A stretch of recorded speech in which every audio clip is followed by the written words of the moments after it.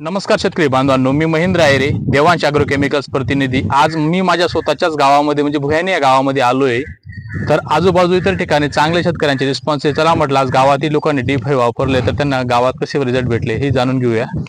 तर मी आज भुयाने गावातील एक युवा शेतकरी राकेश शेवाळे यांच्या कोबी प्लॉटवरती आहे।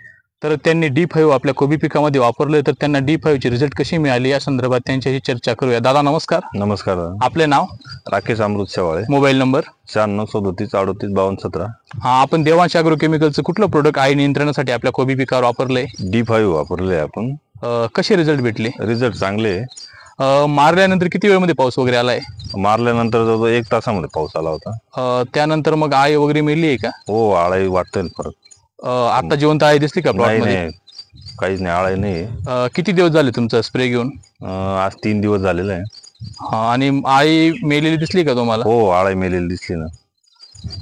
अजून पहिले तुम्ही ज्यावेळेस काही कीटकनाशक मारले असतील तर रिपीट स्प्रे किती दिवसात घ्यावा लागायचा?